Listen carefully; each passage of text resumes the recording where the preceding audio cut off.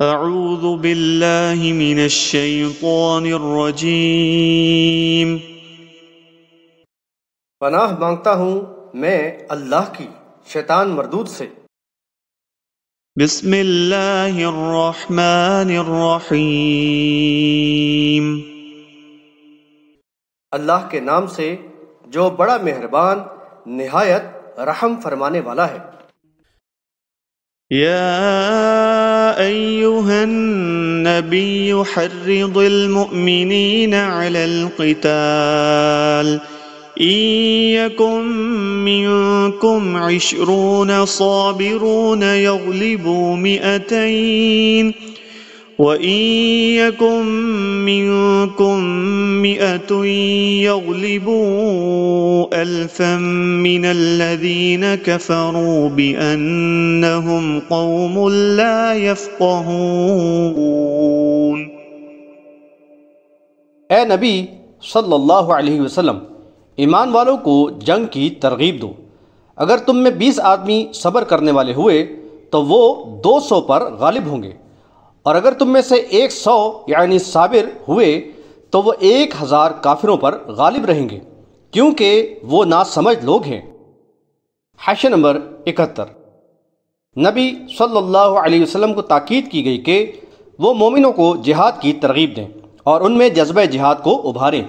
نبی صلی اللہ علیہ وسلم نے اس حکم کو عملی جامہ پہنایا اور ان میں شوق جہاد پیدا کرنے کے لیے مؤثر انداز میں ترغیب دی۔ چنانچہ صحیح بخاری کتاب الجہاد والسیر میں اور صحیح مسلم کتاب الامارہ میں جہاد کے فضائل پر متعدد روایات ملتی ہیں۔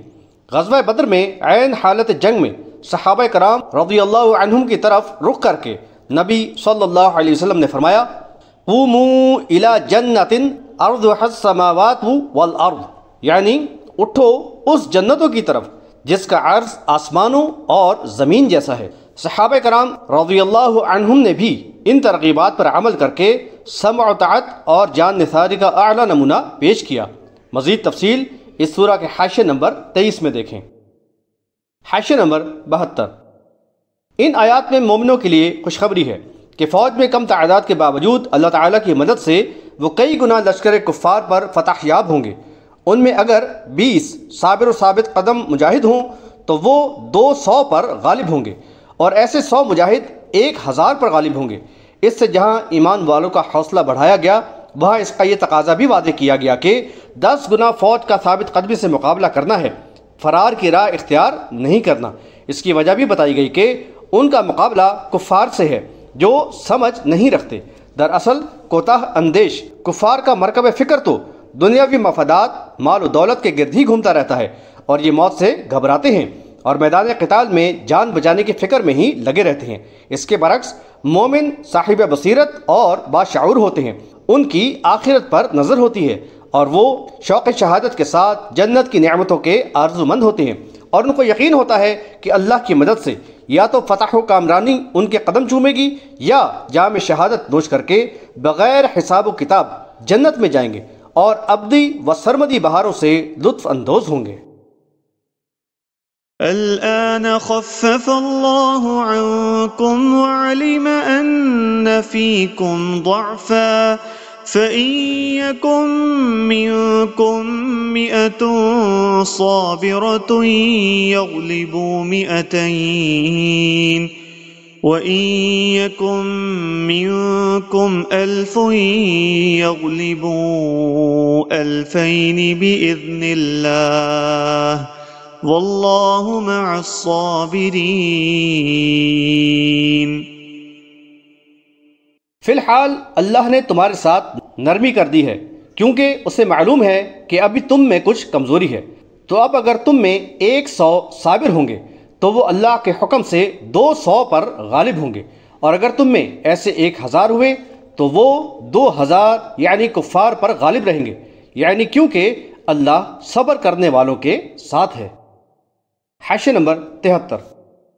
یہ بات کہ 10 گنا لشکر سے بھی مقابلہ کرنا ناگزیر ہے، فرار کی راہ اختیار نہیں کرنا مومنوں پر شاق گزری، تو اللہ تعالیٰ نے مومنوں کی کمزوری کو مد نظر رکھتے ہوئے حکم میں تخفیف فرما دی، اور اس نسبت کو 1 اور 10 کے بجائے 1 اور 2 کر دیا۔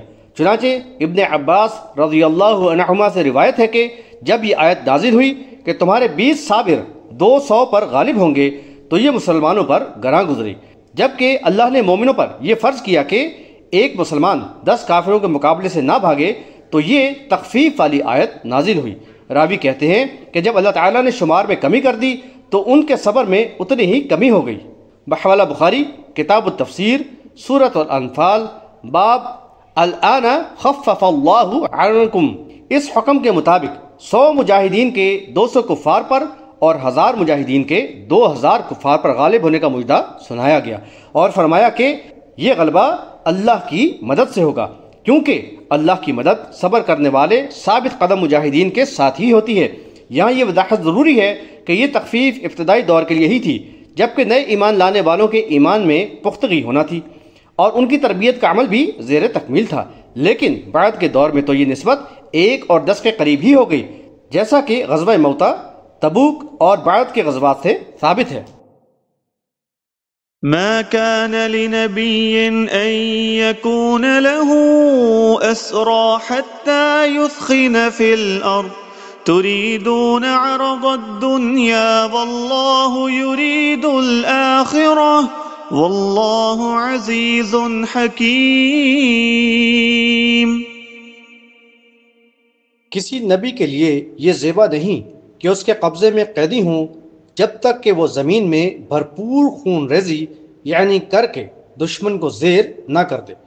تم لوگ تو دنیاوی فوائد چاہتے ہو، جبکہ اللہ یعنی تمہارے لیے آخرت کی بھلائی چاہتا ہے، اور اللہ غالب رہنے والا دانائی والا ہے۔ لولا كتاب من الله سبق لمسكم فيما أخذتم عذاب عظيم۔ اگر پہلے ہی سے اللہ کی طرف سے لکھا ہوا نہ ہوتا تو جو کچھ تم لوگوں نے یعنی فدیے میں لیا اس کے بدلے تمہیں کڑی سزا ملتی۔ حاشیہ نمبر 74۔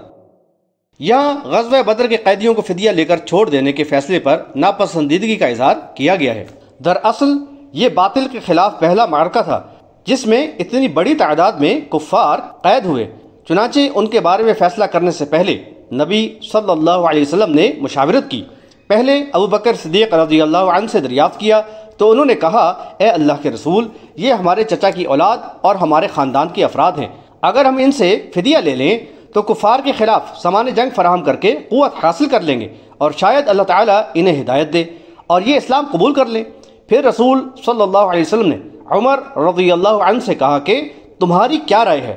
انہوں نے کہا، نہیں، اللہ کی قسم، اے اللہ کے رسول، میری وہ رائے نہیں جو ابو بکر کی ہے، میری تو یہ رائے ہے کہ آپ انہیں ہمارے حوالے کر دیں کہ ہم ان کی گردنیں اڑائیں، عقیل کو علی کے حوالے کریں، وہ ان کی گردن ماریں، اور میرا عزیز مجھے دیں تاکہ میں اس کی گردن ماروں۔ یہ کفر کے ستون اور اس کے سرغنہ ہیں۔ رسول صلی اللہ علیہ وسلم نے ابو بکر رضی اللہ عنہ کی رائے کو پسند کیا اور عمر رضی اللہ عنہ کی رائے کو پسند نہ کیا۔ بحوالہ مسلم کتاب الجہاد والسیر باب الامداد بالملائکہ فی غزوۃ بدر۔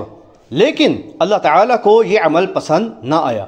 دراصل مارکہ حق و باطل کی ابھی ابتدا تھی، لہٰذا یہ ضروری تھا کہ کفار کا اچھی طرح خون بہایا جائے، حتیٰ کہ باطل کی قوت پاش پاش ہو جائے اور دین حق کے لیے راستہ کھل جائے۔ اس لیے مناسب سمجھا گیا کہ پہلے مرحلے میں دشمن کو کچل ڈالا جائے تاکہ اسلام کو غلبہ ہو اور دشمن قتال و جدال سے باز آ کر صلح پر مجبور ہو جائیں۔ بحوالہ سورہ محمد آیت نمبر 4۔ عمر رضی اللہ عنہ بیان کرتے ہیں کہ دوسرے دن میں رسول صلی اللہ علیہ وسلم کی خدمت میں حاضر ہوا تو میں نے دیکھا کہ رسول صلی اللہ علیہ وسلم اور ابو بکر رضی اللہ عنہ بیٹھے ہوئے رو رہے ہیں۔ میں نے عرض کیا، اے اللہ کے رسول صلی اللہ علیہ وسلم، مجھے بتائیں کہ آپ کیوں رو رہے ہیں؟ اگر مجھے رونا آیا تو میں بھی روؤں گا، ورنہ آپ دونوں کی وجہ سے رونے کی شکل ہی بنا لوں گا۔ رسول صلی اللہ علیہ وسلم نے فرمایا، میں اس واقعے کی وجہ سے رو رہا ہوں جو تمہارے ساتھی فدیہ لینے کے سبب میرے سامنے پیش ہوئے۔ پھر رسول صلی اللہ علیہ وسلم نے ایک درخت کی طرف جو آپ کے قریب ہی تھا اشارہ کر کے فرمایا، میرے سامنے ان لوگوں کا عذاب لایا گیا، یعنی جنہوں نے فدیہ لے کر قیدی چھوڑنے کا مشورہ دیا تھا، وہ عذاب اس درخت سے بھی زیادہ قریب تھا، اس موقع پر اللہ تعالیٰ نے یہ آیات نازل فرمائیں: ما کان للنبی، بحوالہ سورۃ الانفال آیت نمبر 67 تا 69، بحوالہ مسلم کتاب الجہاد باب الامداد بالملائکۃ فی غزوۃ بدر۔ اس آیت میں فدیہ لے کر قیدی کو رہا کر دینے پر اہل ایمان کو شدید تنبیہ کی گئی ہے۔ فَكُلُوا مِمَّا غَنِمْتُمْ حَلَالًا طَيِّبًا وَاتَّقُوا اللَّهَ إِنَّ اللَّهَ غَفُورٌ رَحِيمٌ۔